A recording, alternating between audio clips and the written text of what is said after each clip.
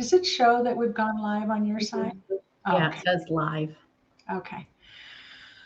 All right. Hello, everyone. So I'm just waiting to see a few of you pop on.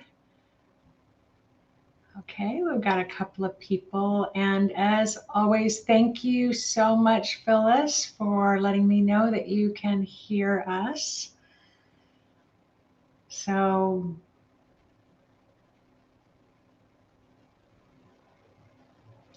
thanks, Angela. So we have about 4 people coming on. So just finished up an interview with Yvonne, and now we're going to be chatting with Kathy Bales. And Yvonne and Kathy and myself are the team that makes the dream work, is what I said. And we've been super, super busy. And I know many of you have been working with Kathy in the background today. But yeah, we've got a lot of people coming on. Thanks for people are saying hello to you. So Kathy's been, I'm trying, I feel ashamed of the fact that I don't even know how long you've been working with us. I'm thinking it's like 10 years, is it? 2016. Wow. But really, that's when I officially went. Oh to no, work because for you volunteered for us But for a yes. while. Yeah. Yeah. It was several years before that. Yeah. So I was thinking it was definitely about 10 years because we were growing before that. But you know how you're in that place where you need more help, but you can't afford more help.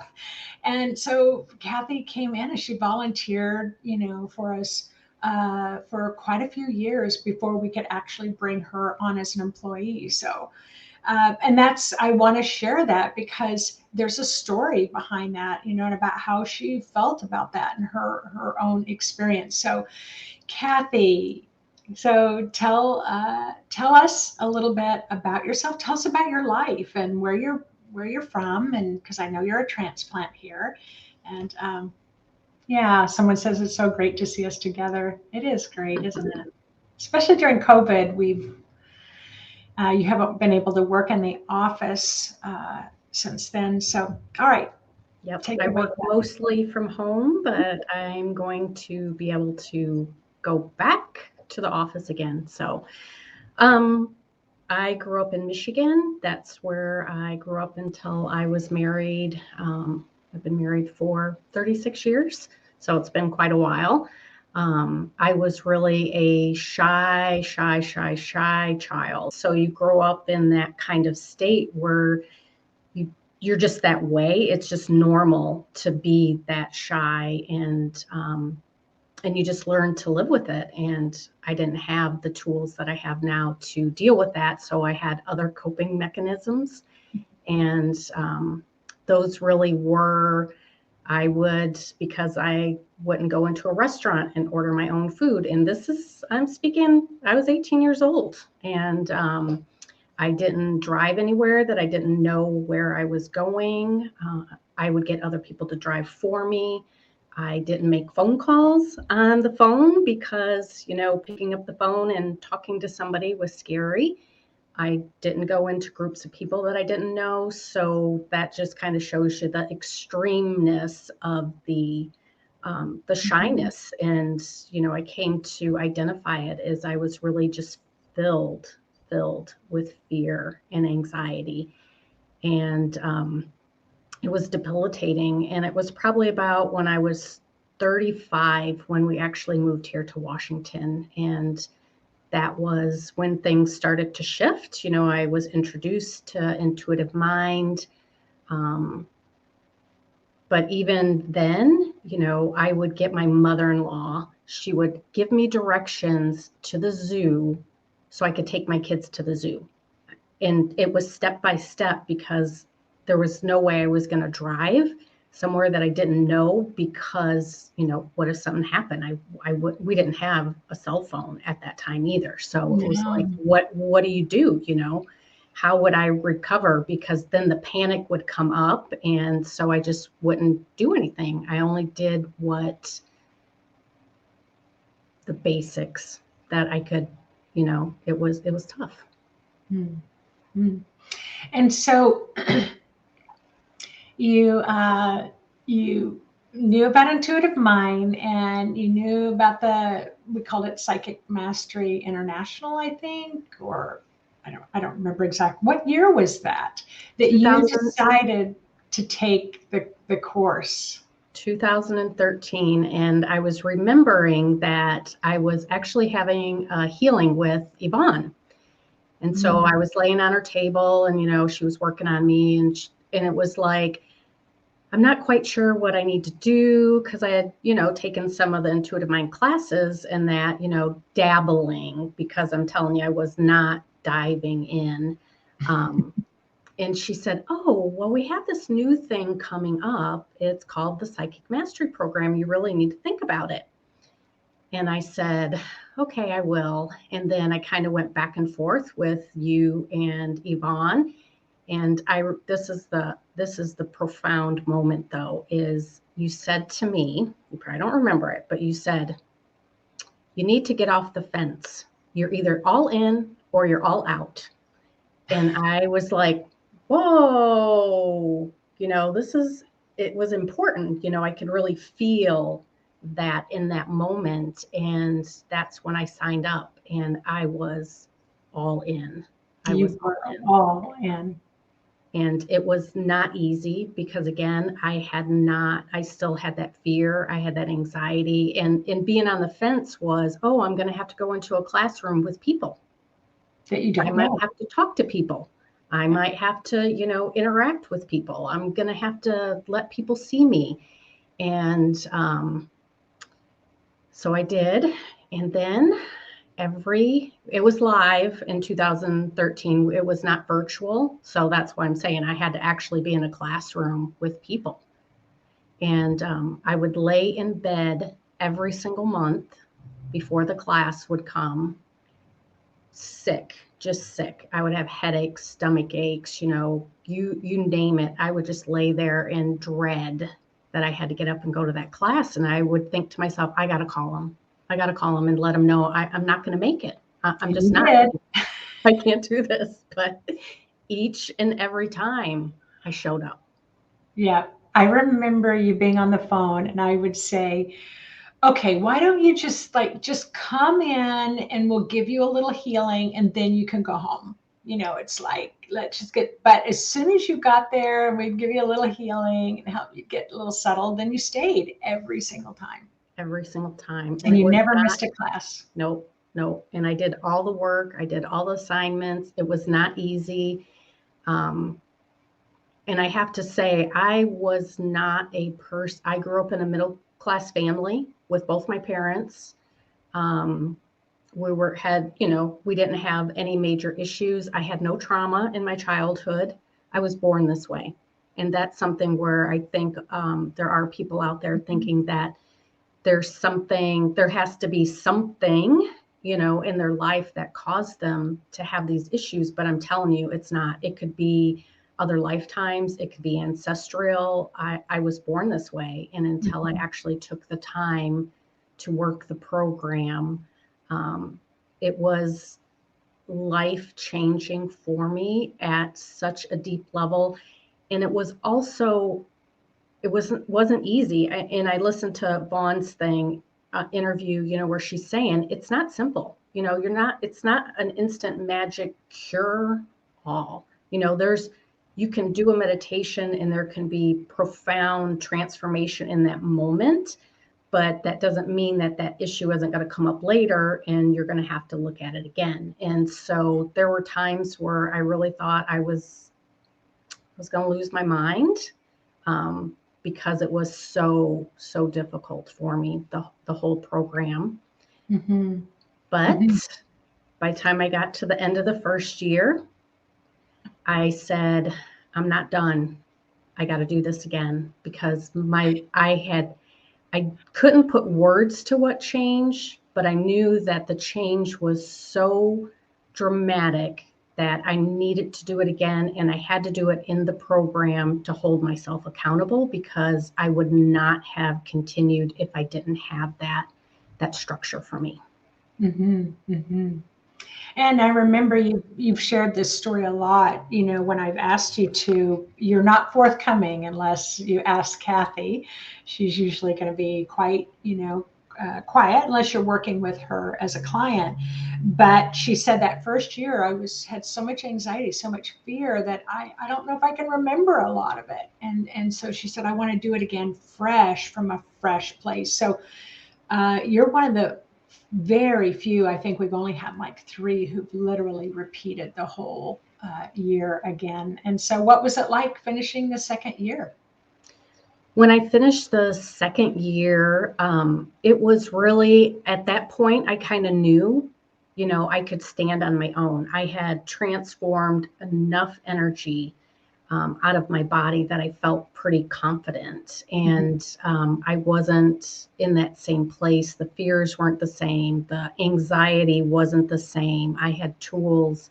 If something did come up, I was thinking I could look at life from that spiritual perspective, not stuck in my own fear and my own anxiety, really. And to me, that was a big thing. And so it shifted from, all this stuff is happening to me, and going down in that spiral of darkness to, oh, this is curious. Yeah. What am I learning? What do I need to know? And how can I shift this if something comes up? And so that's really the place that I work from now. I'm in this human body. So there are times where, things happen in your family or whatever, and that fear and anxiety can come up, but I'm not stuck in it, right? Not stuck in it. Yeah. So you have a beautiful son and daughter who are both in their young adult years, still in their 20s, and you also have a granddaughter and your husband. And so your position in the family of not being able to drive, not being able to talk on the phone, not being able to order at a restaurant, and living in that environment. And now all of a sudden you've gone through psychic mastery twice. You're really growing in your confidence. I remember in the classroom you saying, I'm trying to meditate and there's all this interruption. And I remember you created a sign for your door, to put a sign on the door, and you let your family know that you were going to make your meditation and self-healing a priority. And I remember once calling your house and your daughter answered, and I asked if you were home, and she goes, I'm sorry, but she's in meditation right now, and I have strict instructions not to disturb her. And that was huge as well for you to really stand up with your family and really set some strong boundaries there. Yes, absolutely. It became, I needed to do that. I needed to have that space in order to do it and make myself priority. And because I was the person in the household who kind of took care of everybody else, my husband and my children, just like many, wives do. But it was more than that. It was that before that, what I needed wasn't important. What everybody else needed was important. And so to be able to set that space, and it has continued to this day. We're from 2013 and we're almost 10 years later. Once my kids moved out, now I have a whole room to meditate in. But even my son had to move in back with us for a while. And so he shared my room, and I drew a line down the middle of the room to where he only could stay on his side of the room. And then I had my meditation space on the other. So it's kind of funny, but they know still, even now, if I'm meditating, that it's not. The other thing that I want to mention is because, you knew my story about what I went through when I had my awakening and my husband divorced me, that I had changed so much and I was struggling with my kids. And you had a real fear of, if I change too much, too fast, am I going to lose my family? And what I remember about you, that was a real fear. You were very intentional. I am willing to heal. I am not willing to lose my family. You want to speak to that? Absolutely. Yeah, that was, it was because as you're shifting and changing and you're doing those pieces with inside of yourself, you don't know who you're going to become. So I always imagined, and again, it's fear and anxiety, projecting that out into the world, because who I became was my truth. And if my family couldn't love me, this is what I know now. If my family couldn't love me the way that in my truth, then how can I walk in the world with them if they can't support me as I am? Luckily, my family was very supportive, and I didn't change in any way that they couldn't accept. And so they're actually, it's better, because especially with my husband, that he's happy that I can go out and he doesn't have to make those phone calls for me. He doesn't have to drive me somewhere. It's like, okay, I'm going to drive today. Right. I mean, that's the kind of world that we lived in. So he's, it made everything better. And then as I healed myself, my family healed. And that's the piece that a lot of people don't recognize, is that my healing is their healing. And so that they could receive that also. And then it also changed my relationship with my children, because I didn't have to worry and have all the fear and anxiety that I held in myself about them. I can see them as separate beings who have paths and purposes in this lifetime. And I'm not saying I don't worry or anything, but I don't get stuck in that. And to me, that's the big lesson with all of these tools, is that they help you so you can get out of those places that you're stuck in. And then if something comes up, you know what to do the next time to get unstuck again, right? Yeah. The other thing about you is you have a very devotional practice to God, to the ancestors. I mean, it is the priority. It is what you do every day. And that devotional practice, what I remember is it just grew and grew and grew and grew. And as your devotional practice grew, you started really having some pretty enormous pulls from, we'll just say, the creator, that just really said, hey, you're going there. We want you to go a little bit further. And Kathy traveled with Yvonne and I. Kathy and her husband traveled with Yvonne and I to help us on a group trip. We would take people over to South Africa. And the Sangomas identified you because of your devotional practice. Is it okay if I share this about you? Yeah. Identified you as having a calling to become a Sangoma. And you, again, probably very similar to me. It was like, that I don't even know what that means. What does that mean? I'm not going to do that. But your devotional practice was so strong, you could no longer deny it. So do you want to share a little bit about that journey? Sure. Yeah, it was, nope, not doing that. Don't know what it means. Not going there. I'm not leaving my family. There's just no way. I don't even know what you're talking about. And then, it got to the point where my ancestors, my guides and teachers would, they would push me. And it'd be like, okay, I'm going to do whatever you say. And then they'd back off, and it'd be like, great, they're gone. I don't have to worry about this anymore. Right. And so that was kind of our back and forth.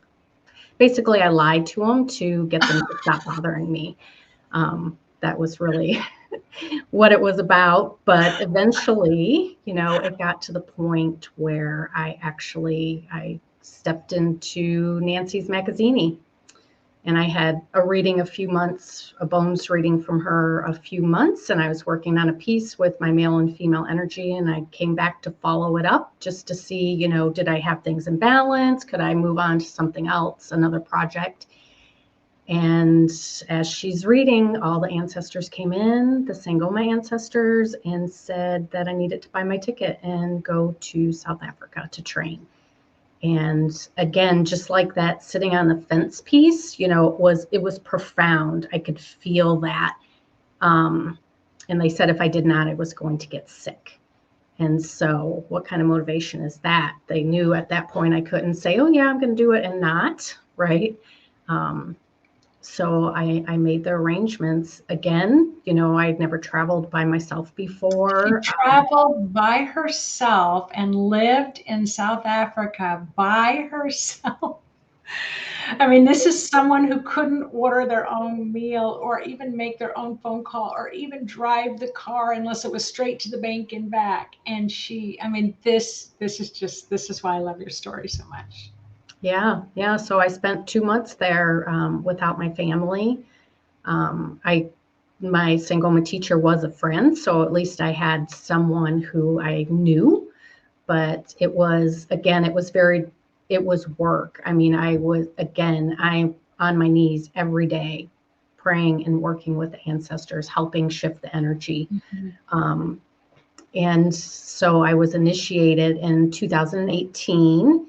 And so I spent 2 months, then I came home and I worked. I continued because you are on your knees every day, praying to your ancestors and working on your stuff. So what I didn't shift through psychic mastery, I was pushed to shift again at a higher level. And in 2019, so it was almost 18 months later, I was called back to graduate and had a ceremony again. And so I graduated as a Sangoma, and I also have a bones divination set. I was trained to read the bones.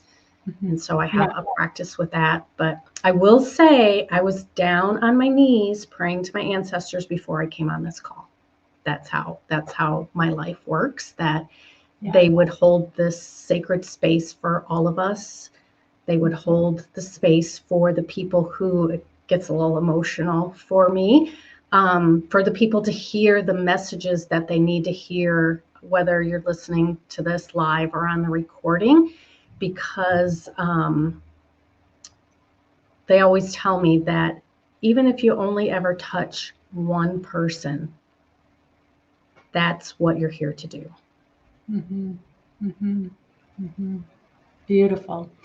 So I will just say, Kathy, I've not retired from bones reading, but it's on the back burner right now as they're really ramping me up to work more with groups. However, Kathy does do bones readings, and Kathy also works as a teacher to help you learn more about your ancestors. So Kathy, can I ask you later on to go back and add your website to the comment section?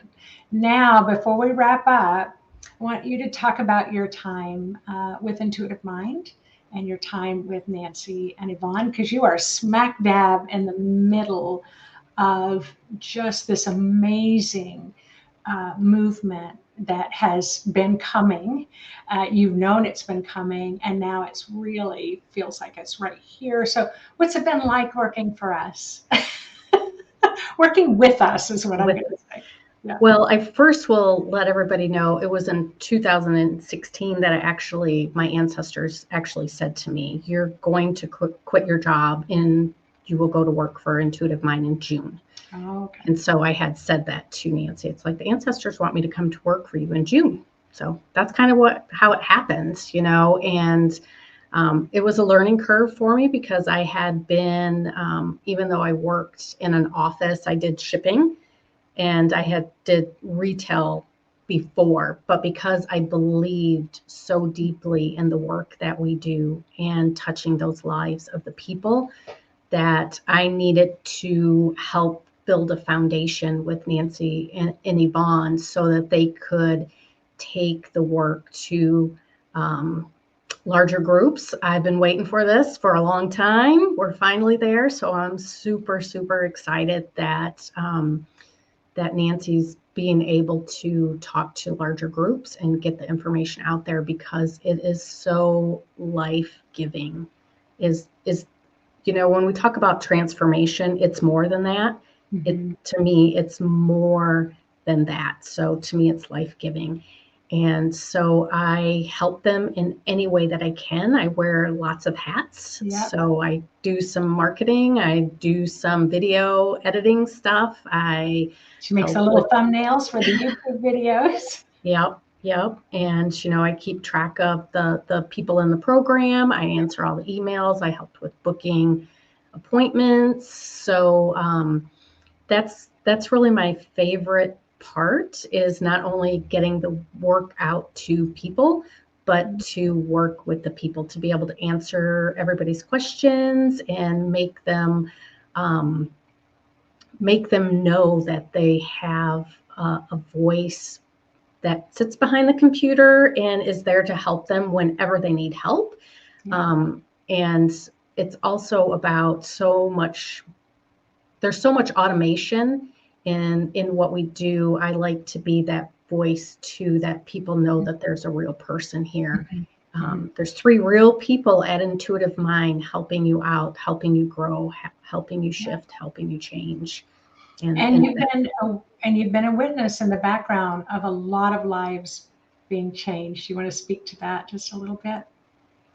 It is. I mean, when I get really excited when I watch people move through the programs, especially the Psychic Mastery 2 program, as we're now naming it.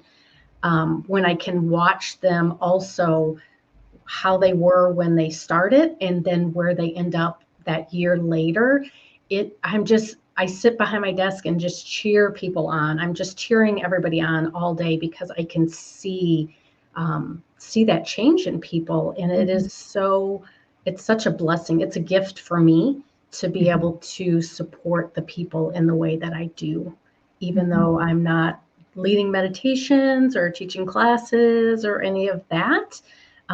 There is the other part that I hold that space for each and every student in Intuitive Mind. So as we get to wrap up, I'm going to ask you, what is your vision for Intuitive Mind? Where do you see Intuitive Mind going? Because for you, I know you've had a vision for a long time. You could see it. You could see it, but it just seemed to be spinning its wheels. But what's your vision? Where do you see Intuitive Mind and our Intuitive Mind community going over the next several years? The rebuilding the programs is huge. I mean, that is the first thing, just to rebuild Psychic Mastery 1, 2, and 3 and get more people in there, get more people to be able to see how life-giving it can be. And I also am manifesting Nancy doing more webinars. See, I'm the background person. She has to get out there and say it, but that is my vision, is to be able to see Intuitive Mind have webinars where we actually have thousands of people to be able to hear the messages. All of the people on the Intuition with Precision page, we have, I think, 770 members when I looked last, which is absolutely fantastic. And I know so many people have benefited from it in this short amount of time.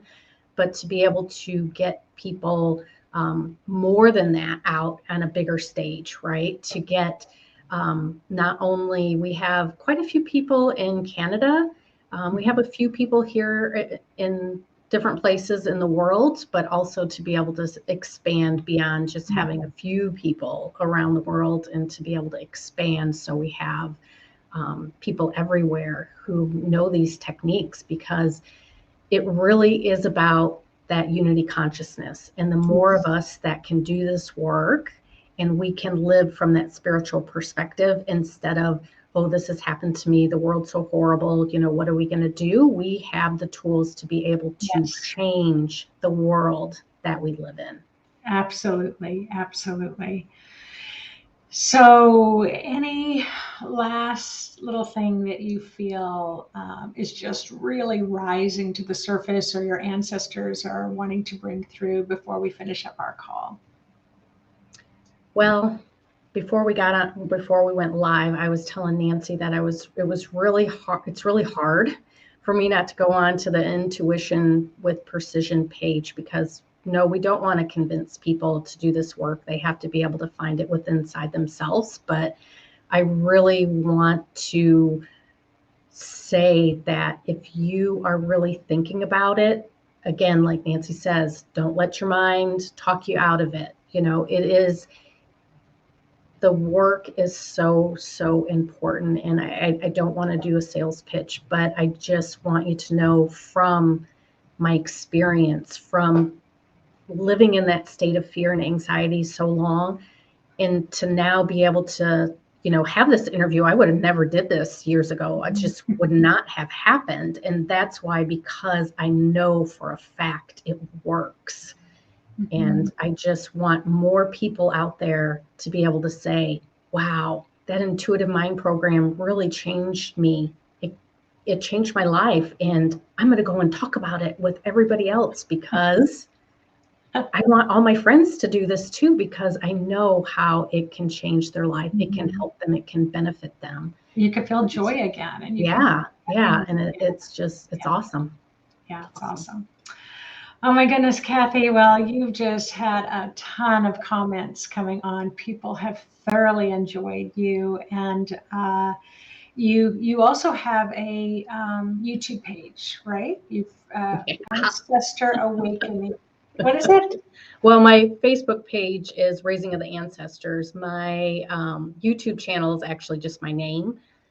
Kathy Bales. Yeah, and again, that's not something that the ancestors make me do. That I will tell you that it's the truth, because you would not do it if they didn't insist. I would not if they did not insist. But you do global bones readings every week, correct? Yeah, month. Yeah, once a month, and I usually put another message. Yeah, for the world. So you could go back and listen to some of those too. Oh my gosh, it was so fun, Kathy, talking to you and talking to Yvonne. And you know, you're just my best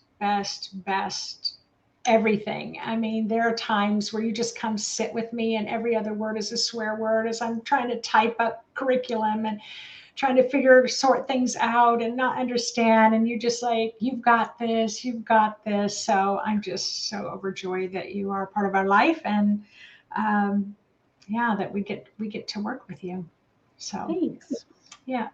All right, Kathy, I'm going to go ahead, everyone. I'm going to go ahead and end the broadcast, but you can continue to post Ask Kathy questions. She will post her website if you'd like a reading or like to work with her with ancestral work as well.